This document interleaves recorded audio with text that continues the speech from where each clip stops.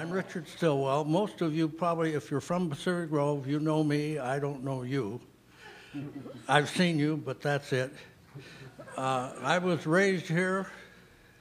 I met my wife here in school. We got married. I raised my kids here. I've been in the fire department since 1950. I'm still in the department. We just can't fight fires. We have a volunteer group. But what I'm telling you is I'm not going to disappear.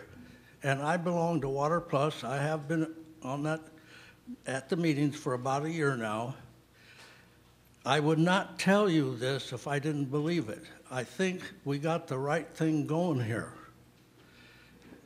But I can't say for sure that it's absolute. There's nothing. I might not make it home tonight. The airplane might hit us. I don't know. But this is a good program, and I want you people to listen to it, please. Ask questions. Dick Rotter is around here somewhere. If you wave that thing, he'll come and get it from you.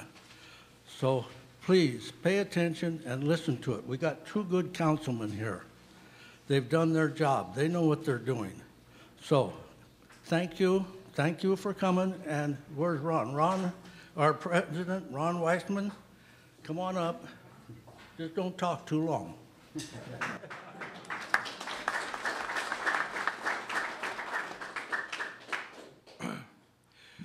Thank you all for coming, and I'll just start it off briefly. Water Plus has been meeting over 80 times. We started in September 2010. We've been meeting weekly. Our meetings often last 3 hours, mostly last 3 hours. Today was an exception, it was a little less than 2. We meet Monday mornings. And so we've been deeply involved in water. I retired a number of years ago, but I retired to water, and I'm working harder than I ever worked when I was working. So I have a number of slides here. I want to show you, go to the first one here.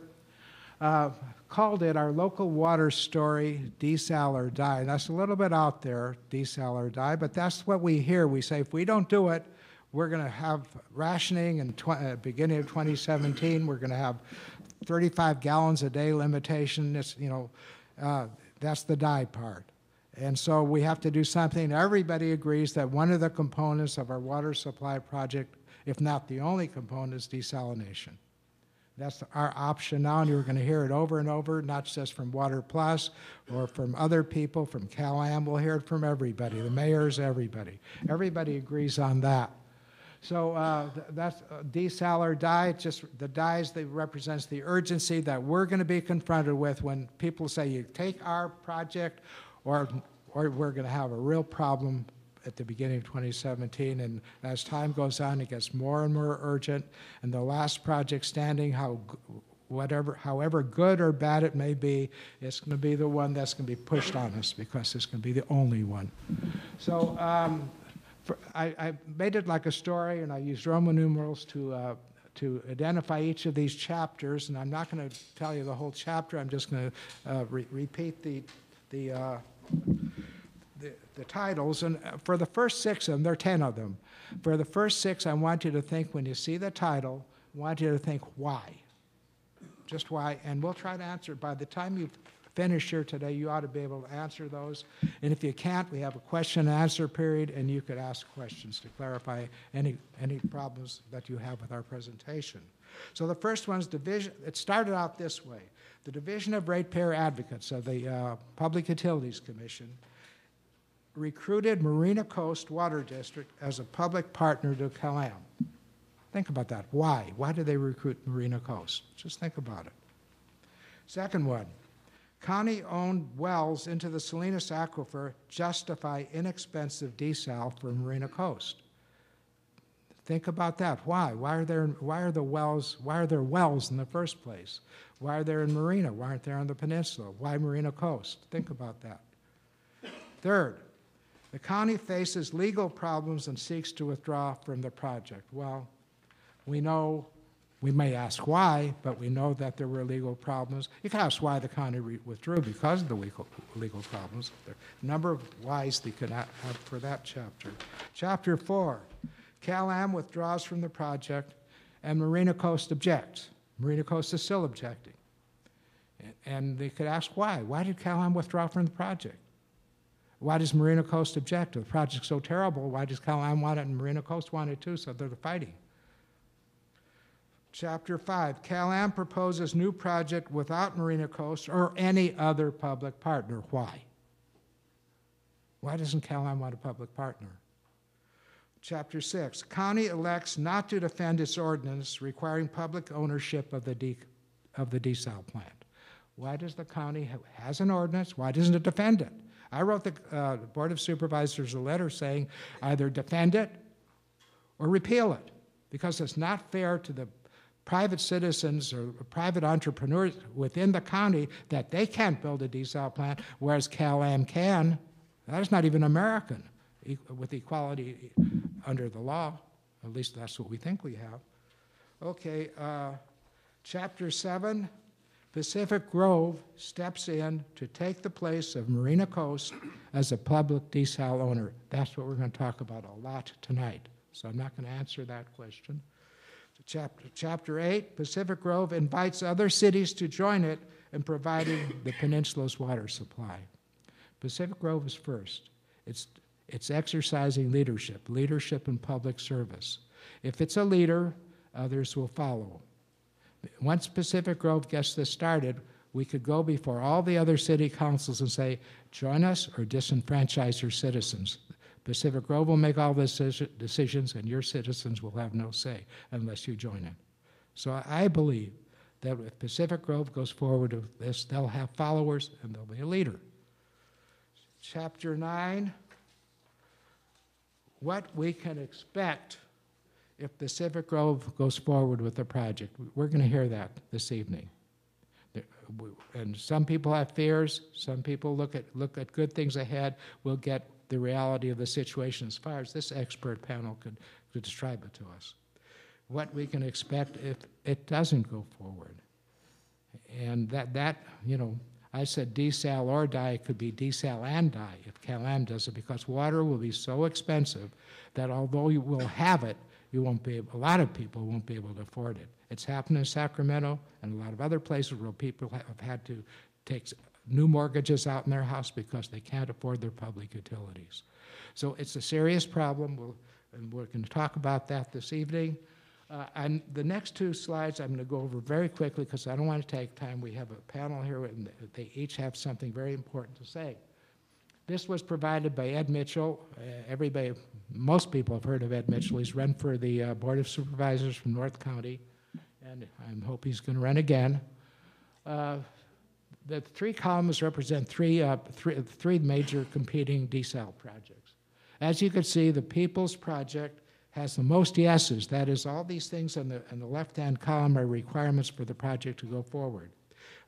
There's only one yes in one of the other in the deep water column for its leased land. It has leased a site. Cal-Am has no site yet. In fact, it may have to condemn property to get a site. The CMEX property in north of the Marina Coast Water District. So these other two projects have a lot of steps to go through, and they haven't gone through. They've gone through at most one of them. And this project that we're going to be talking about this evening has gone through most of the steps already. Not all of them, but most of them. And at the bottom of this table, you'll see the estimated costs for the projects for water per acre foot, the unit cost of water. And you can see that the cost is much lower for the People's Project than for the other two. Now, is the People's extraordinarily low, or are the others extraordinarily high? Well, the average cost of water, desalinated water in the United States for a desal plant that produces 10,000 acre feet is less than $1,800 an acre foot. So this is not out of line. The others are way out of line. You can ask why. And then this next one shows the relative costs, total costs. And notice that's in billions of dollars. That includes the cost of buying the money, the cost of capital. The most expensive one, and all these data come from the forum that Monterey put on October 26th last year. So all these data come from that forum. I didn't make them up. This includes the cost of buying the money. And we would be paying in 30 years over $1 billion if CalAm does the project. It'd be a little bit less expensive, and it could be much more expensive, but projected costs from CalAm's estimates are the next most expensive would be the project that was just discontinued by the Public Utilities Commission, the Regional Desalination Project. The next one is Deepwater, which is less expensive, and the least expensive is the project we're going to be talking about this evening, the Peoples Project. So that's all I have to say now. I want to introduce our moderator, Dr. Harvey Billick, who's our Water Plus Vice President. He'll introduce the panel.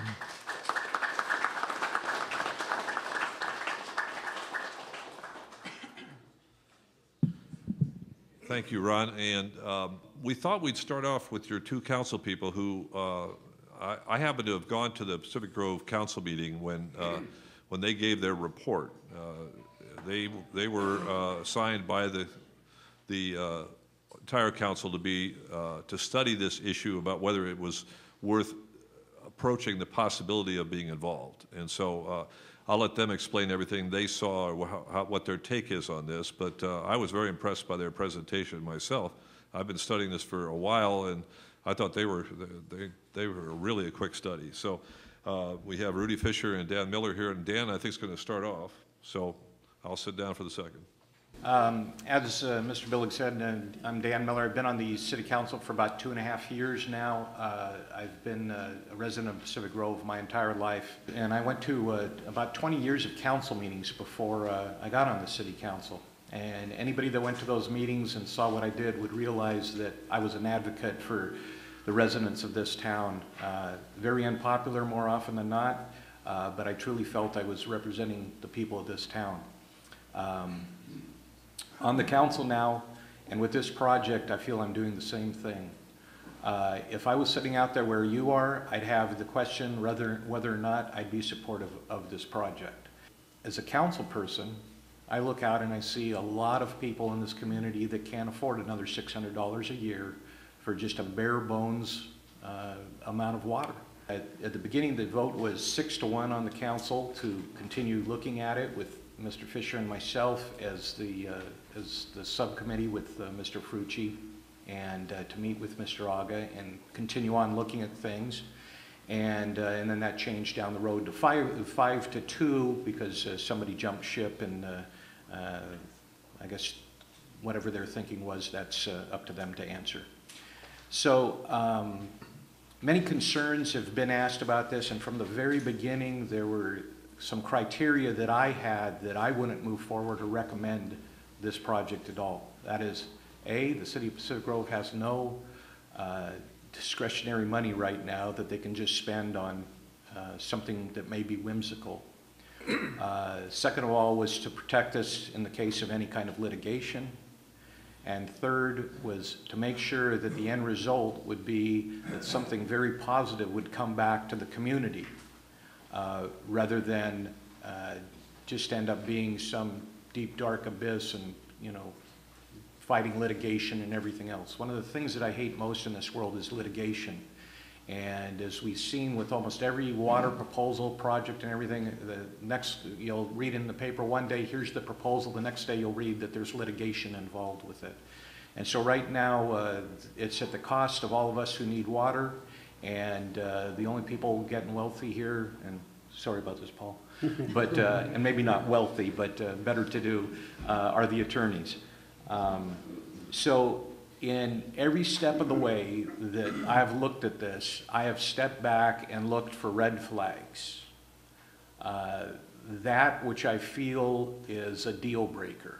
And there are many of them that can come down the line. If the state says we're not going to compel CalAm to buy your water, if we have an engineer coming from the city, is in addition to Mr. Mickley, who's looked at the project and found no fault with it, and vetted it very well, we're going to put somebody forward and look at the project and make sure from the city's viewpoint, from the city's interests, that everything is as presented and there is no risk involved for the city. And this is the key to all of this. No matter what anybody else tells you, there is not risk to the city.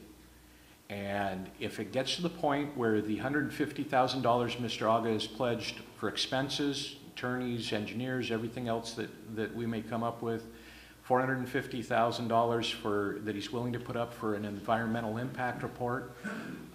If at the end of that, it looks like it's not going to make sense for the city of Pacific Grove to continue to be involved, or if somewhere along the line the game changes, because a lot of this is controlled by Sacramento, then we still have the ability to pull out of it, and we have risked nothing, ventured nothing. All our expenses, whether they be our city attorney, the new attorney that we now have out of Sacramento, the city manager's expense, any city clerk expense, any expenses to do with this project are reimbursed. There's actually, how much an hour for each position in the city that is involved.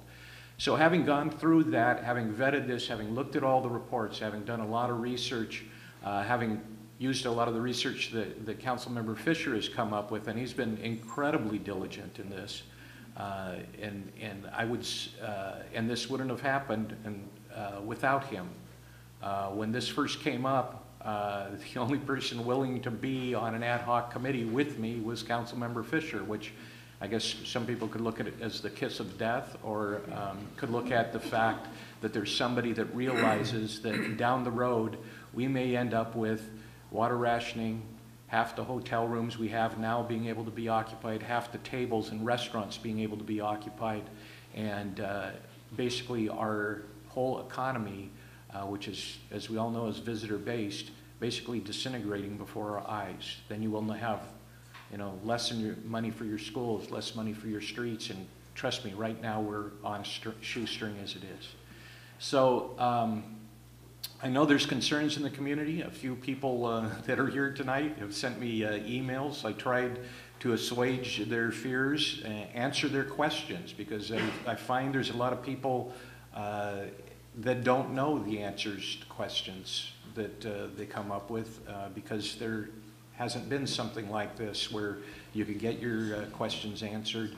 I plan to continue living here the rest of my life and bring my kids up here, and having grown up here and love this community as much as I do, I would never do anything that I felt would harm this community. I truly believe, after having read all the documents that pertain to this, and really vetting it, really looking at it, and trying to find problems with it, that where we're at right now with it is in a very good place. There's people have legitimate questions, but to every one of those legitimate questions, there's a good answer. So please don't be worried about the questions. Don't be worried about the figures being thrown out, because again, that's all fluid. There's, possibility that we're going to lease instead of buy. There's, and also realize the figure being put out there of just under $130 million is like the Cadillac of desal plants. That includes solar panels to provide the electricity, things like that we don't necessarily have to have, but is something that, again, the worst possible case scenario is that figure. And when you look at CalAm and what is being proposed by them, you're going to see your bill, instead of maybe going from $25 to $45, you're going to see it go from $25 to $100. And everybody says, and I'll leave it with this because people know that I can get very long-winded, people say, well, why would CalAm take something that's more expensive, the more expensive way to do this? And I think if you follow what they've done so far with the dams in Carmel Valley, with the buttressing that now we have to pay for, with everything they do, all of us, everybody out there, has to pay not only the cost to CalAm to do these projects, you have to give their shareholders every time my belief, I believe, is every single time they've been to the CPUC, they have gotten 10% profit for everything they spent. Now, I don't know how many of you out there are getting 10% return on a regular basis on your investments, but CalAm's basically guaranteed that 10%. So the more they spend, the more they actually are going to get back, because on their project, which costs $300 million, they're going to get $30 million. If they were to do this project, they're going to get about anyway, it's a third as much or right around a third as much as they would get with their project. So just to realize, and also, again, their project, as it stands right now, is in litigation. They're planning on property that they don't even have control of to be where they store their water and the aquifer and everything. So when you're looking at a drop dead date of just a few years away, it was established about 20 years ago, the drop dead date. And right now, we're no closer. We're no closer than we were 20 years ago. And that's why we got involved, was because nobody else was taking the ball and running with it and doing what needs to be done. So you can look at it that it's, you know, too big for Little Pacific Grove to do, but Little Sand City has their own desal plant. The aquarium has their own desal plant. And we believe that eventually, as this goes along, and depending on the findings with the CPUC and what everybody else finds out, the engineers and everything, that we're going to get a lot of other cities that are going to jump on board, and we'll be able to move forward, and there won't be any backdoor taxes to anybody to do it. So.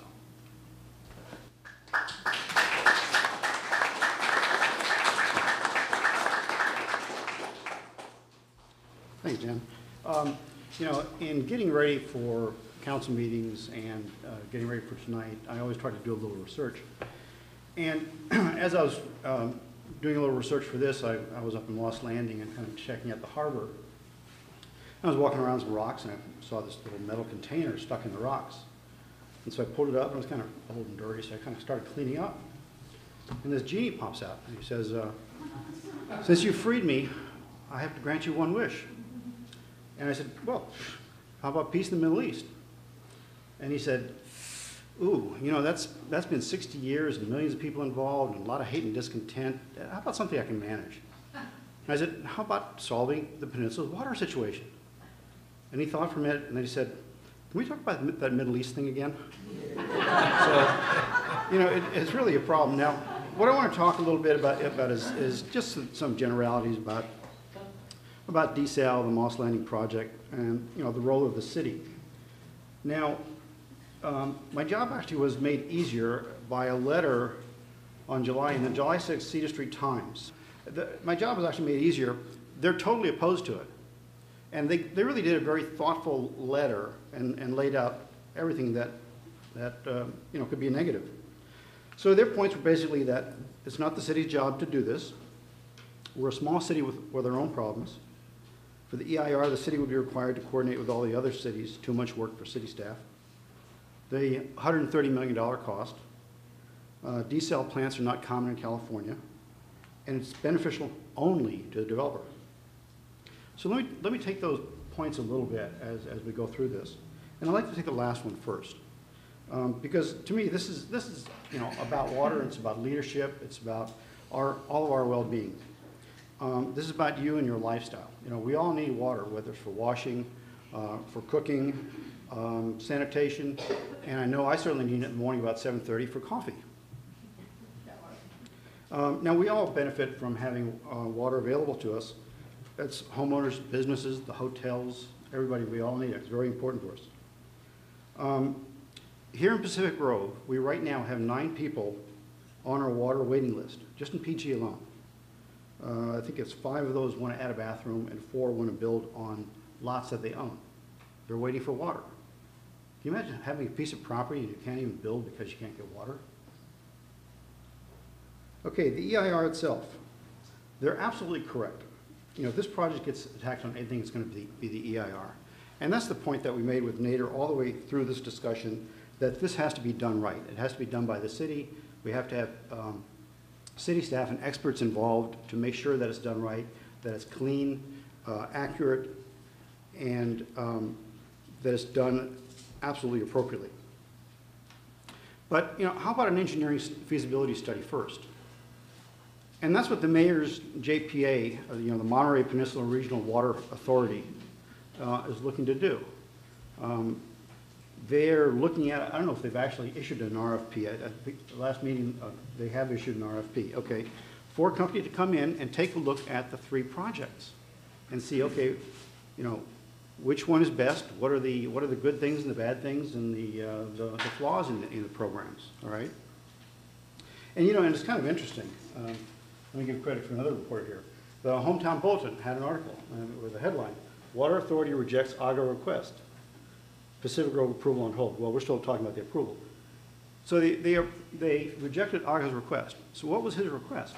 His request was to withdraw his proposal from the TAC because he felt some of the people were biased against it. And the Water Authority, the Water District said, no, you've got one of 3 projects that's viable and we're not going to reject it. Okay, that's, you know, kind of a good thing. You know, I don't have anything against Cal-Am. You know, we're the ones who put ourselves, the people here in Monterey County, who put ourselves in this situation with water. We've, you know, turned down reservoirs and dams and previous desal projects and all of that. So now we have to deal with it. And I think that Cal-Am could do a great job, but I'm not particularly enamored of their funding mechanism, which is, you know, the ratepayers.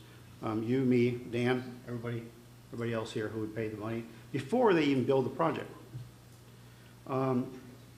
And that's if it's legal.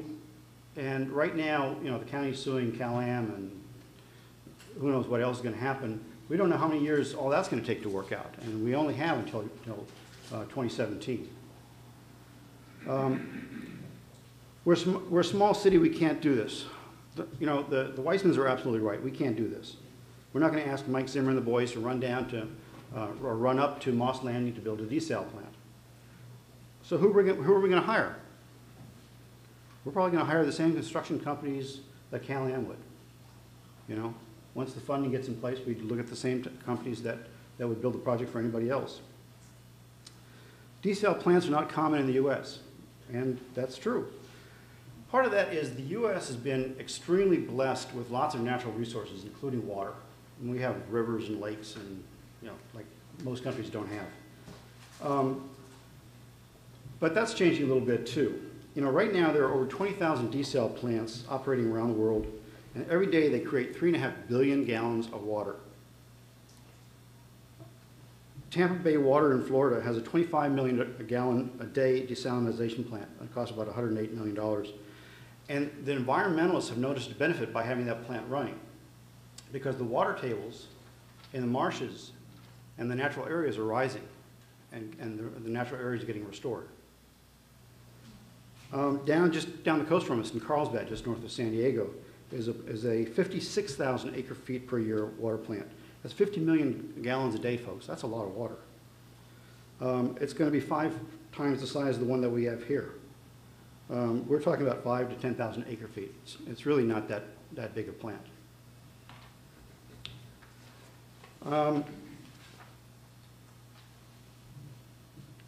You know, the original solution here was the regional desalination plant, but that's probably dead now. You know, the Marina Coast Water District doesn't believe it, but I think everybody else is pretty sure it is. I'm not sure if we've gotten the coroner's report yet. Although it's dead, we still face a state-mandated cutoff, so we have to do something. And I think Monterey, I think Pacific Grove has risen to the challenge. And we have talked with people from other cities, Monterey, Seaside, some other cities, who are very interested in this. Now, it's not the whole city behind it yet, but we'll work on it. You know, the thing is, even in the U.S., we're starting to see fights about water. You've got Georgia and Florida fighting about a river that goes from Georgia down into Florida. And Georgia's trying to keep the water in Florida saying, no, no, no, no, no. We have an agreement. I'm sure everybody's heard of the Colorado River Compact in California. California's been taking more than its share of water. But now the other states are saying, whoa, wait a minute, we need that now. We need to stop. So there are issues. So we're going to see more and more desal plants around the country, mostly in coastal areas, of course. And we're going to see more and more of them in California. Costs in the city. Okay, you know, my goal is that this doesn't cost the city anything. And that was part of the negotiations that Dan was involved with and Mr. Frucci, who's in the back there, trying to hide, we're involved with. Nader has to pay the city's cost. We do an estimate, he gives us the money, and then we go forward with the next project. So if we don't get the money, we don't go forward. If we see something that doesn't work, we don't go forward. So I think that we are, you know, we're playing it pretty safe. I think we're protected. Why should PG do this? Shouldn't it be the job of the mayor's JPA? Yeah, that's nice, and I have some hopes for them, but they have some funding and organizational problems already. So I'm a little bit worried about them. The Monterey Regional Water Management District, they should have a role in this, but their funding is under attack. You know, they won their funding through the Proposition 218 mechanism, but now they may get sued over that. Cal-Am should be involved. Yeah, but they distribute our water and they want to build a plant.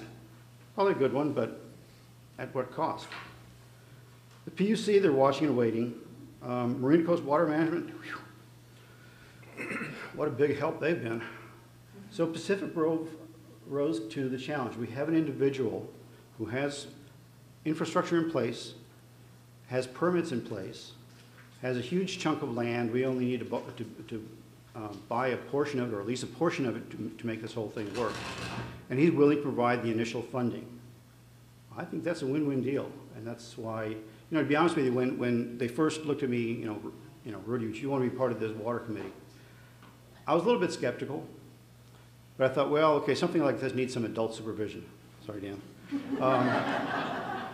But, you know, I'm a convert. I think that there is something there, and I think it could work. You know, any project can work. You just throw enough time and money into it. But we have a limited amount of time, and we'd like to keep the costs down. But I think we can make this work.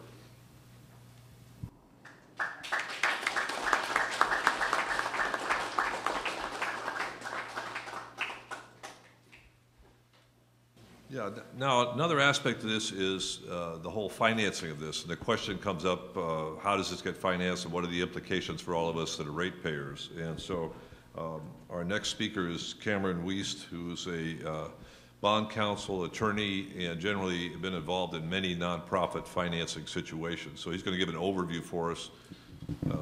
Cameron? The difference between private finance and public finance, of course, is the obvious one. It hinges on a public agency's participation in the process. Ultimately, the goal is to finance a project, and if it's going to be a public participation and you're also going to achieve a tax-exempt rate, it has to also be a public project. Even though it's going to serve private individuals, you have to have both elements to have a tax-exempt rate, and therefore, under federal and state tax law, you would have a bond at the end of this that would be purchased by investors in the general marketplace through Merrill Lynch, Smith Barney, you name it. You can go to your local Charles Schwab and buy a $5,000 increment of a public bond. In this case, it would be Pacific Grove or whatever JPA ends up happening as a result of this process, but ultimately that would become the issuer.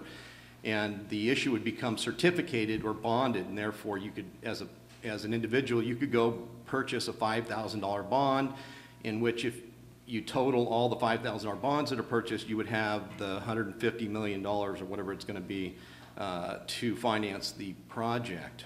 So the difference between a private project and a public project, besides the public participation, because you've probably heard of, you know, there's these new PP3, you know, public-private partnerships and so forth.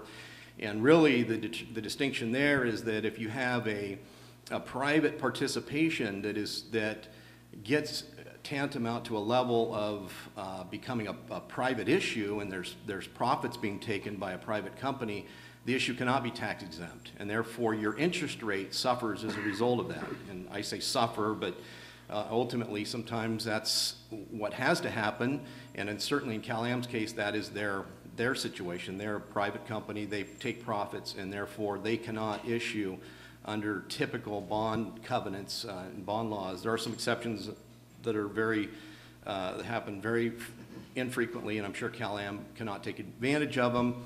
And so therefore their issues are privately placed and privately funded, and therefore it's a private rate and a taxable rate. A difference, just as a rule of thumb, between a taxable rate and a tax-exempt rate, the tax-exempt on the same playing field, the same level credit criteria, everything else being given the same, is about 30 to 40% advantage to the full public tax-exempt process.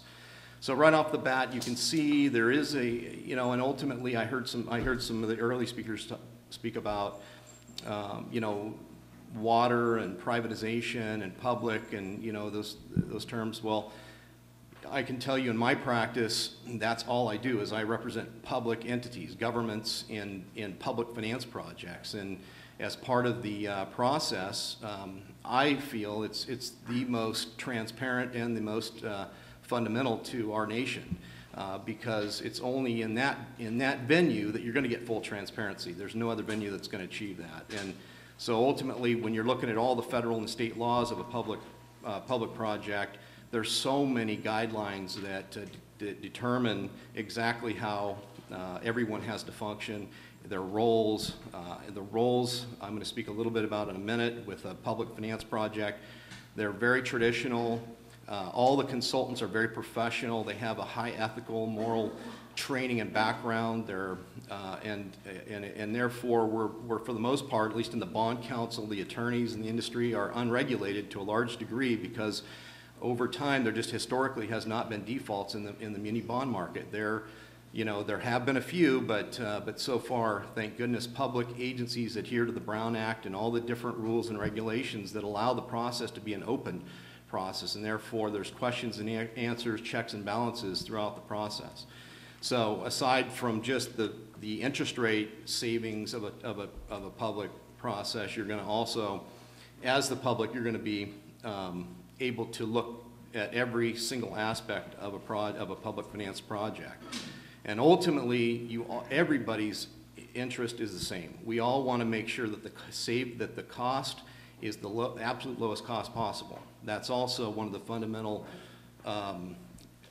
cornerstones of public finance. As I said, the roles that we're going to talk about in a minute, everybody's interest is to help the government, the governmental agency, lower its borrowing costs to the greatest degree possible, make sure that the engineering reports, make sure that the feasibility reports, all the other third-party consulting reports are at such a standard that ultimately, when the investors look at the project, they're going to have the best and most complete set of circumstance possible from a credit perspective, so that they're going to be enticed to sharpen the pencil and ultimately get the interest rate to the absolute best optimal interest rate, given that particular day that the bonds would be marketed, and that particular financing package, given the credit profile of all these third-party reports, the government's credit rating, in this case Pacific Grove, as well as how many rate users do we have, what's the diversity, the number of users, what is the amount per user, because in public finance you also cannot overtax the property, because then you're negatively affecting the ultimate purpose of what we're trying to get to, which is the lowest rate. So everything is done to make sure that it helps the taxpayer, because that ultimately helps diversify the issue. It helps make sure that they can make their payments and that there's ample coverage on these securities so that they get out at the best rates possible. So I know I used that term, I threw that term out there quite a bit, but that is the truth. And I want to go into bond basics a little bit. Public finance, again, is one that when we're talking about a wastewater, a gas, an electrical, anything that has an enterprise that's different from the general fund of a municipality, it is governed under a different set of laws, which is called the Enterprise Fund Doctrine laws, and also Proposition 218, which is now part of the Constitution. I don't want to get into too much technical detail here, but I do want you to know that, again, those laws are in place to protect the ratepayer. They're there to make sure that an engineer has studied the project and that there's not $1 that goes to a designation that is outside of the fundamental use of the project.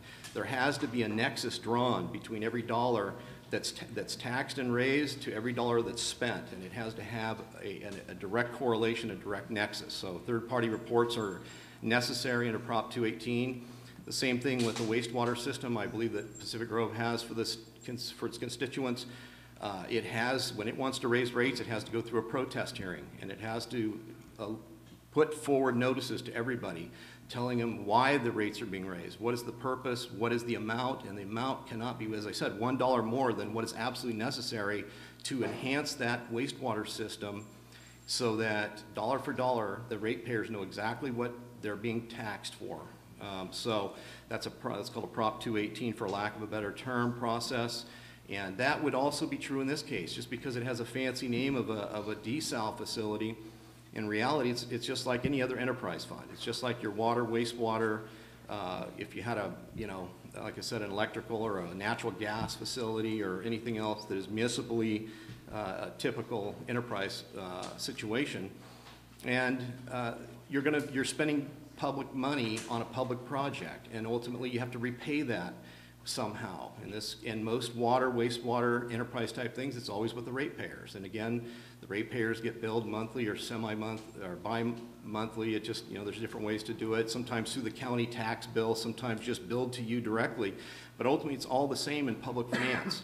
And it all comes down to what we're used to doing on a daily basis, whether it's a $2 million project, whether it's a $1 billion, it does not matter. It's just zeros for us in the industry. But what does matter is the due diligence, the level of professionalism that's involved with the city staff. And I like to use the analogy of a professional football team, because you have the general manager that kind of runs the team. That's the city council. You have your city staff, your city manager, your finance people. Those are the coaches. And you have your team. You have your consultants that have to come in. So I want to talk about the team a little bit. The team in this case is typically has to be a bond counsel, which is what I do. It's a law firm that specializes, I have over 20 years experience of giving public finance tax opinions that are accepted throughout the marketplace. So every single investor, when they invest in these bonds, they're getting a tax opinion that says that they're tax exempt. And that's what I do. That's what my office does. I've been doing it for a long time. That's the bond counsel. We are kind of the quarterback of the team, if you will, because we have to be responsible to the city council through staff to make sure that we're apprising, giving staff reports, apprising of the process. We set up the JPAs if necessary. We go through all the documentation. We review documentation with council in finance committee meetings. We make sure that all the due diligence is set before staff so they know exactly what we know and we know what they know, so that we can get it to the investors and be in compliance with SEC rules and regulations, which is what governs these, as well as IRS regulations, so that you have a tax opinion that the investor can rely on at the end of the day. So with the bond counsel comes the responsibilities for the financing. Ultimately, you're going to want a financial advisor in. The financial advisor is the person that helps the bond counsel, compiles the information, puts it into a prospectus so the investors know exactly what the investment is. Desal, how many ratepayers, how many miles of pipelines, what does the project look like, what's it, where are the dollars coming from, where are the dollars going? And we put that into a booklet. It's about usually a 100-page booklet, along with the city's financing statements. That goes to the investors. And that's the financial advisor's job now, to go out and solicit an underwriter to get the absolute best bids on the project. Those bids come in at the end of the day. You want to be in the A category. Double A is preferable with a project like this. There's no natural triples anymore. Triple A's, a lot of the bond insurers are defunct. There's only one, and they're not even a triple A. So if the city can get this into a double A category, it's doing very well for the ratepayer base. It's just, and those rates presently for a 20-year financing are less than, right around 3%, 3.1, 3.2%. What bond counsel also does with city staff is looks for SRF money, state revolving fund money. We're also looking to USDA. My office was retained by USDA 6 months ago to give public financing seminars to bolster their area specialist. I have our office has a good relationship, as do some other bond counsel firms. But ultimately, you want to get as much public money, grant money, and low interest rate money infused into this process so that you're going to lower your borrowing cost even more.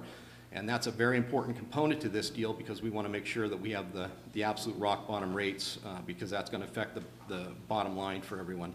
So those are the predominant players on the team. Again, it's a very tried and true process. I have a lot of other things I'd like to share with you, but I know we're somewhat at a time limitation this evening, so I think I'll just go ahead and turn the microphone over and leave it for questions at the end here.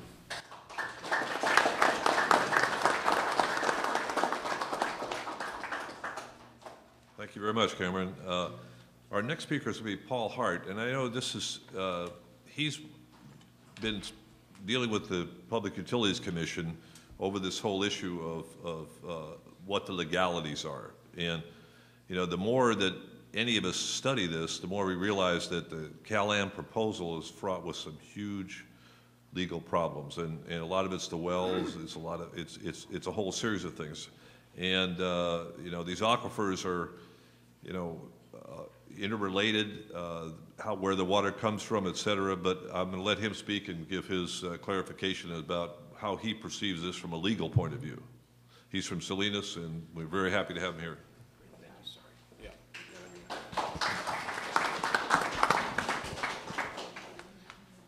Great, thank you very much, and thanks for having me this evening. At the outset, I think it's important for everyone here to understand that I'm familiar with this project in two separate roles. And what I want to do is to try and present you with as unbiased of an opinion as I can as to what the significant legal issues are here. The two roles that I have served is, one, I worked on behalf of Nader Aga and the People's Project in negotiating with the City of Pacific Grove the terms of the proposed formation agreement. And so I am very familiar with each of the terms of this agreement, the manner in which those negotiations went back and forth, and the concerns that were raised by the city manager that frankly I would like to address some of those here this evening. The second capacity is my representation of Water Plus before the PUC with regard to challenging some of the actions by Cal-Am. In particular, Cal-Am's opinion that it is not subject to the Monterey County Ordinance, which requires that a public entity own and operate a desalination facility within Monterey County.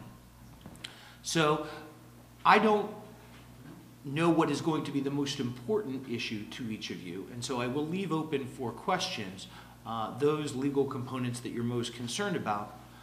But I would like to address some of the issues raised by the city manager of Pacific Grove and concerns about entering the formation agreement with Nader Aga and the People's Project for desal. I met with members of the City Council and with the city manager in April and May of this year to negotiate the terms of an agreement, the formation agreement, that would allow the start of a project for the desalination plant in Moss Landing. It's important to understand what the scope of this initial agreement is. It's an agreement that the parties will jointly work together to evaluate the realistic probability of success of that project. For that, Mr. Aga promised to put forward $600,000 to cover the city expenses, plus a 10% margin for the expenses of the city employees and the time, and to cover all of the third-party costs associated with this initial stage of evaluation.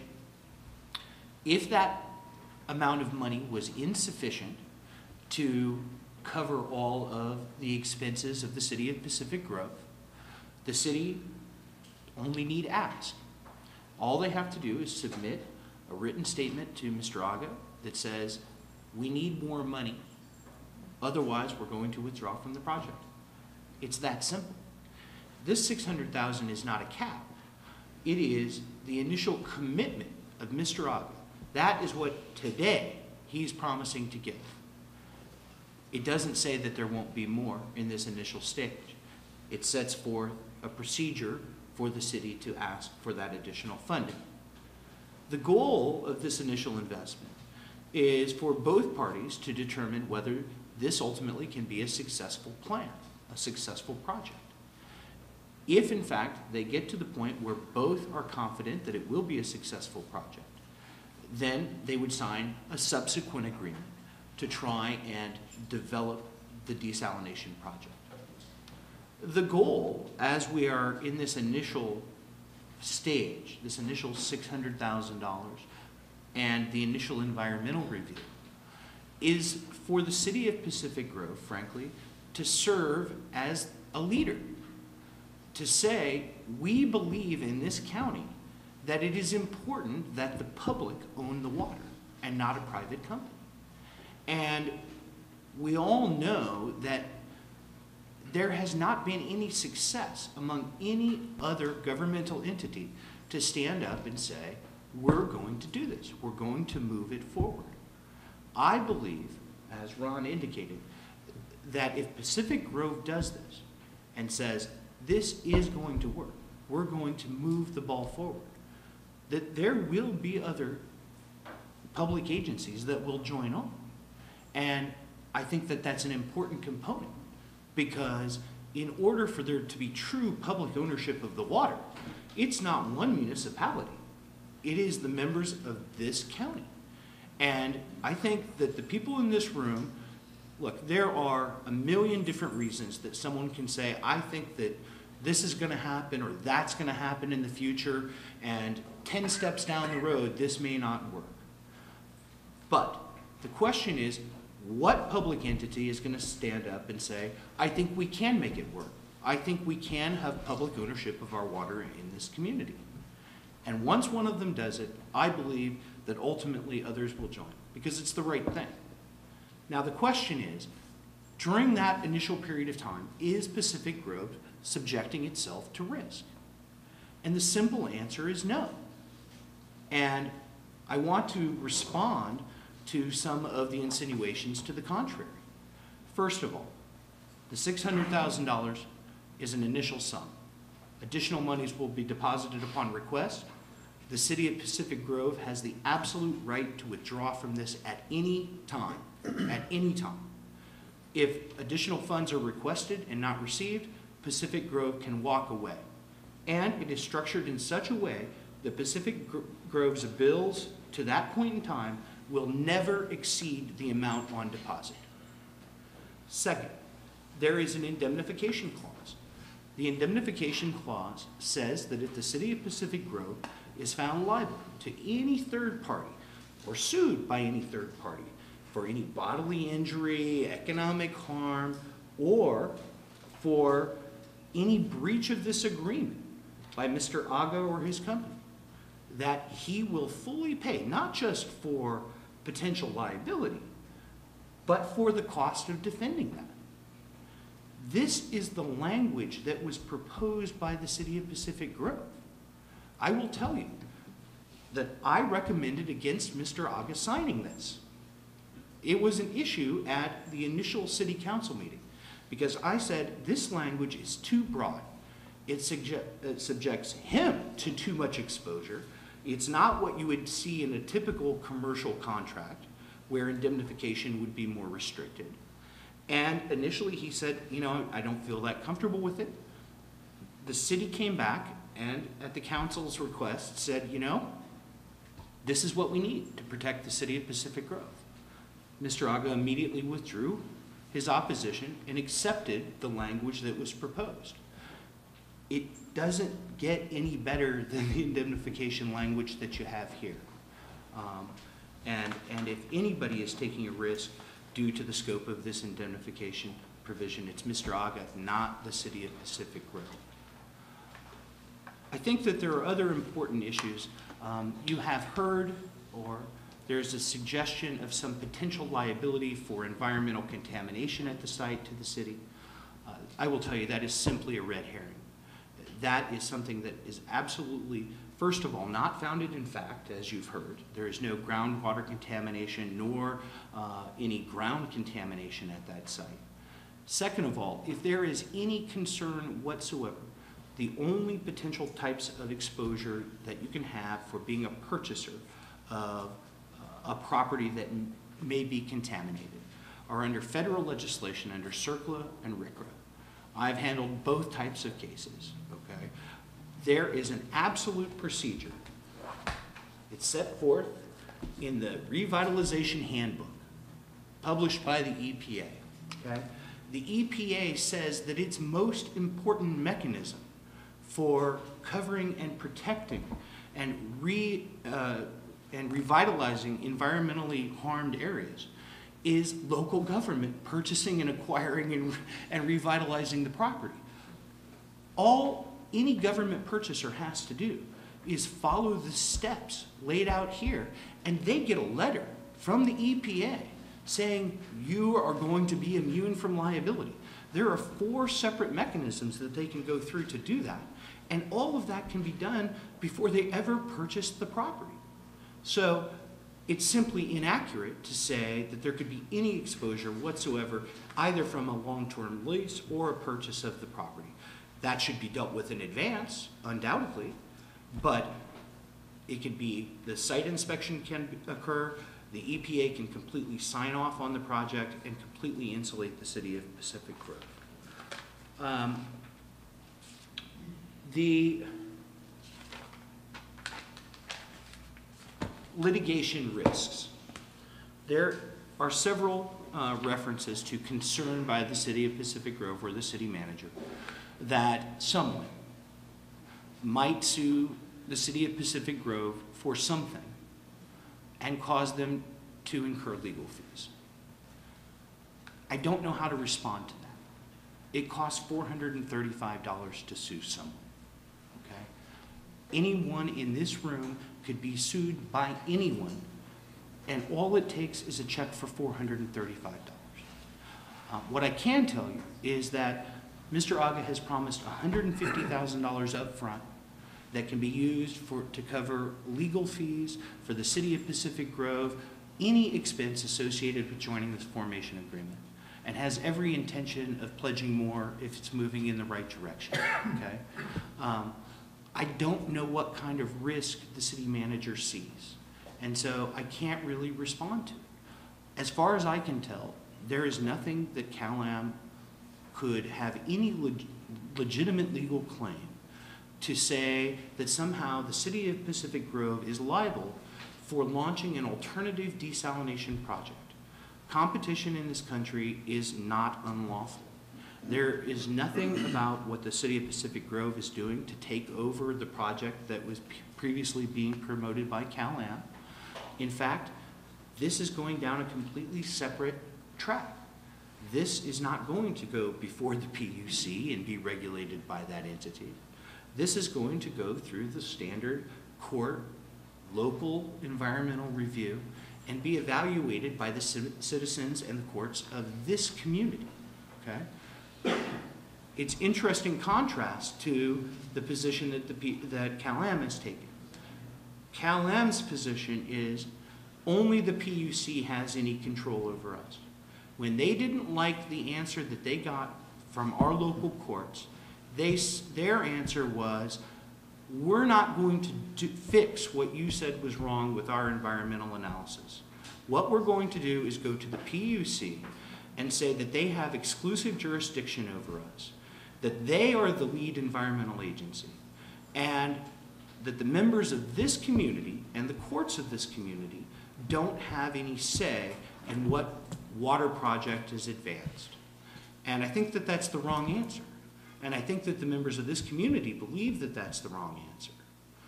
And so it comes back to the question of why should Pacific Grove participate? Pacific Grove is a small community. It typically would not be looked to lead this type of large-scale project that likely will benefit the entire Monterey Peninsula. The answer is that we need a public leader. We need a public leader. Ultimately, for this to be successful, there will have to be other followers. I think everyone agrees with that. The question is, who's going to step up and say, we need a competitor to CalAm? The truth is, the worst thing that happens by promoting an alternative proposal is that you now have legitimate competition. You don't have CalAm saying, I can simply charge you $1.3 trillion. The worst thing that happens is you have a legitimate competition where they have to drop their prices They have to try and answer to the members of this community rather than simply to the PUC.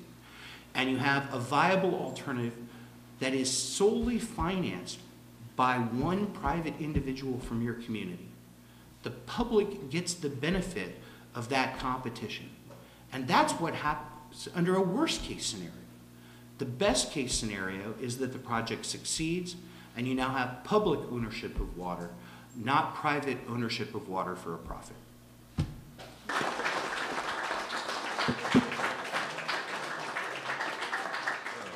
So I've been doing consulting work in Monterey County since the late 80s, and I was working on my master's degree at Moss Landing Marine Labs at the time of the 1989 Loma Prieta earthquake. So I went out and surveyed the site for geologic and geotechnical issues at that time to see what effects the earthquake had. So I was doing work in that whole Moss Landing area. I'm also a tenured instructor in geology and oceanography at Hartnell College. I'm basically the geology and oceanography department. That's me. So I started working at the site more recently in 2001 for National Refractories doing groundwater monitoring. Now, Dr. Mickley referred to the 55-acre site. So I've worked over the whole site, and as an industrial site, there's been past activities that have impacted old underground storage tanks, metal contamination, and nitrates. There's high salinity. So I've been mainly working just in the shallow groundwater. It's about 35 feet deep, and it flows to the west. But all of the impact is up to the north of the site towards the PG&E plant in that old industrial area.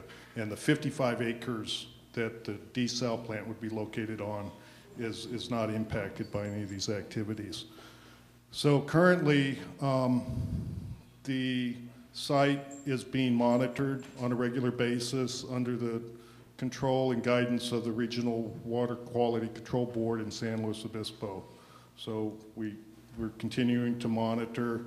The general trend is for a decrease in the impact, and then the general trend from the regulators is to require less monitoring and move towards closure on these various sites that I'm working on. So that's pretty much all I have to say about the site. That's why I'm here. Thank you. We're very fortunate with our next speaker to have Dr. Michael Mickley, who is from Colorado, so he's from out of town, and he's gracious enough to come here. Now, he's an independent consultant who was called in to evaluate the project. Now, he's an expert in membrane technology and a lot of technical things that are involved in any desal plant, but I think his what he has to say will help all of us understand it a lot better.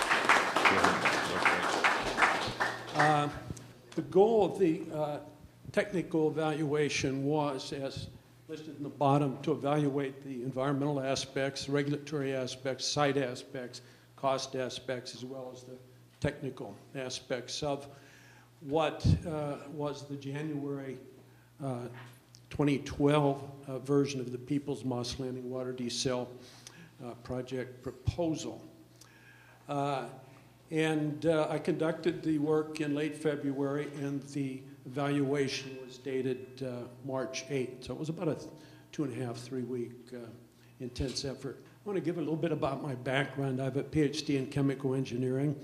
Most of my work is consulting, many times to a large engineering company that gets involved in the various phases of building a desal project, whether it's kind of the initial phase where this proposal is at, or whether it's a later design phase. The other part of my work is contract research. I've done research looking at different technologies, different ways to most often address how do you manage the concentrate, the wastes that are developed during desalination project. This is from the summary. There's no fatal flaws in the concept or the implementation of it. There are several unique aspects, and some of these have been alluded to, primarily the available location, the available infrastructure, the available pipelines, the available buildings and so forth that otherwise would have to be purchased and right-of-ways obtained, and with possible environmental damage to laying of pipelines and so forth. So there's quite a benefit from having infrastructure pipelines in place. The proposed capital cost does not appear to be artificially low and is well within the range of historical global and U.S. desalination plant costs. And in the rest of the presentation, I'll go over these in detail, the reasoning why I came to these conclusions. Typical concerns associated with seawater desal projects include there's a need to pilot at a small scale before you build the larger scale plant. Permitting is always an issue. The schedule, how long it takes to go from initiation to an operating plant. Environmental concerns, the two biggest of which are the intake of water and the outfall, discharge of water. And the statement here is these concerns appear to be anticipated in the proposal and in the proposed budget. The only recommendation for change that I came up with was to increase the proposed schedule by 4 months. Next slide. I want to go back away from the specifics of this local issue and talk a little bit about seawater reverse osmosis in general. It's a widely accepted technology. It was developed actually in the United States, even though most of the applications are international.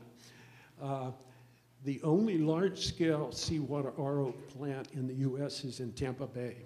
But as you're aware of, there's a great interest not only in California, but in Florida and Texas. Part of the reason is 60% of the population in the United States lies within 50 miles of the coast. And there's growing needs for water, most locations. And seawater RO has some potential benefits. It's a new source of water. It's drought protection. It gives better treatment of the water. And this is kind of a sleeper. We're able to measure subtle levels of constituents, such as perchlorate, arsenic, all these bad actors that sometimes are found. In conventional water treatment plants, every time drinking water standards get bumped up, become more stringent, you need to add a technology to be able to remove that. Reverse osmosis has the potential to address most of these possible future changes. And that's because it doesn't discriminate in a large scale what it removes. It removes most ionic and larger substances than water. Next slide. This is a generic schematic of a seawater plant. This is supposed to be a coastline here. So to the left we have the sea, to the right the land. You intake the water, and this is not just a pipeline, because there's a concern, environmental concern about the microorganisms, the fish that live in the sea. And so the intake structure in the very simplest form is a screen that prevents larger organisms from coming in. But this is such an environmental issue that now there are state-of-the-art intake structures that allow for very slow velocities and cross velocities to sweep out what even makes it through the initial screen. There's concern even about larvae, not only big fish, large fish, smaller fish. So this is a very important part of a desalination plant, how this intake structure is designed. So the water then comes to what I'm calling the desalination plant. I split it up into two portions. One, pretreatment. Pretreatment is just a general term, an umbrella term for what do you do to protect the reverse osmosis membranes from getting scaled or fouled or having to be cleaned too often. And the amount of pretreatment that's needed is dependent on the water quality coming in from the sea. And I'll mention a little bit later, there's two possible intake sites. One is in the harbor, one is in the bay. And there may well be that if you intake from the harbor, you're going to have significantly more pretreatment to protect the membranes. Once about 50% of the water that's incoming to the desal plant ends up as product water. The rest of the water and nearly all of the constituents in the water that are rejected by the membrane end up in the concentrate. So this concentrate now has twice the salinity of the seawater, twice the concentration of the constituents in the seawater, and it goes back out to the sea. Now this is not an end of the pipe, because there's a concern, environmental concern, about what the higher salinity, what the higher concentrations in that concentrate might have on the living communities, flora and fauna of the ocean. Now, if you did nothing, you come out with the end of the pipe, the concentrate's higher density, it would just sink to the bottom, where it would affect the bottom-dwelling organisms, which are much less mobile. And so there's a outfall structure. You want to locate the discharge in a high water active area where there's some natural currents and mixing and so forth. In terms of environmental issues, construction issues, many construction issues, particularly if you're going to lay pipelines. And these are largely absent in this particular case. Outfall location design, intake location design, both of which I just alluded to. I want to get into more detail on both those. Those are the major environmental issues. There are other local issues, gas emission from desal plant and so forth, but largely the primary issues are the outfall and intake. Next slide. We talked about the outfall structure, and the goal is to have a rapid mixing and dispersion in the receiving water so that the concentrate will dilute as quickly as possible. So how do you do that? You locate the outfall in an area of high water activity. Skip ahead to the next slide. It turns out the outfall structure is at the mouth of the Monterey Submarine Canyon. And it indeed is a high water activity location. So the location of the outfall is near optimal. I don't know how it could be improved. Back to the previous slide. In addition, you want to use state-of-the-art diffusers at the end of a discharge pipe. Now what this is, you have water flowing in, but you plug the end of the pipe, and you have a lot of different nozzles which jet out the concentrate. And you can have, I think the current diffuser has something like 130 of these. Different designs, diffuse, the ports coming out at different angles and so forth, might come out different sides. But the effect is there's an almost immediate, very high dilution. And the current outfall diffuser in the last permit that was written for the existing outfall pipe was that it offered a 33-to-1 dilution. This means, in effect, you had 33 parts of the receiving water mixing with 1 part of the concentrate. So very rapidly in a small volume, you got a very healthy dilution of the concentrate. Now the California Ocean Plan is being revised, and 3 of the points that are coming will come down very strongly. One is there will be more stringent outfall diffuser regulations, or better put, more higher restrictions on how much you have to dilute the concentrate relative to the receiving water.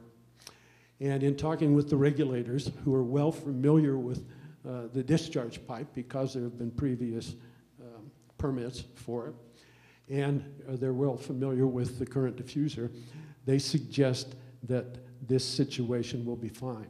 This is where the desalination plant would be. this is where the outfall into the bay is currently. One of the ideas being considered is this current outfall pipe is so large because it was permitted for a volume much greater than the need for this 10 MGD, say, desal plant. So possibility is to come out with a smaller pipe inside the existing outfall, extend that out significantly, and have that be the new discharge. So it'd go even out a little further. And the intake could be in the annular region. And so whatever design is used, or whatever location for the intake is used, it will use state-of-the-art intake designs. And this is a very hot topic and a very important issue that is the most frequently mentioned environmental issue associated with seawater reverse osmosis plants. And so anyway, whatever intake location will be used, it'll have the state-of-the-art designs that minimize these concerns. Next slide. Site conditions. As you probably all know, the site was formerly owned by Kaiser Industries. They used the existing intake, get seawater. They removed some calcium, mainly magnesium from it, and then sent the depleted seawater minus some calcium and magnesium back out the existing outfall structure. Now, this site was purchased by Nader Aga in December 2003. There's actually a larger site, a portion designated for the desalination site is 55 acres. Mr. Aga has spent considerable funds for cleaning up the site. And so my evaluation of the site is that the plant sites appeared to be clean and suitable for the proposed plant. Next slide. Now, there is an existing RO pilot system on site that is available for this pilot testing, and that's a nice added feature of the typical phases or progress of this is that they develop what they call a bid package. And they have a request for qualifications from teams that might be interested in doing a final design and constructing the plant. And they go for an RFQ, request for qualifications. They screen to the short list. They invite them to submit proposals to do a final design based on the more detailed requirements and design that was developed here in the bid package. Now, somewhere along the line, sometimes it's done by this preliminary design stage, sometimes it's done at the final design stage. You do the pilot test. Then you move on towards construction. Next slide. Permits. Many are listed in the proposal. Those with procuring the site and right-of-ways, so, all those issues are not an issue here. This present cost for a 10 MGD system, which comes out to then about $6.2 per gallon per day. It might not mean anything, but just remember 6.2 fits in with costs from these other efforts. I think this previous system here was 7. There's a global study that suggests costs are $4 to $6 per GPD. So against that yardstick, this is actually maybe a bit high. But the point is, this is in the ballpark. This is not an unreasonable cost. Next slide. Energy requirements.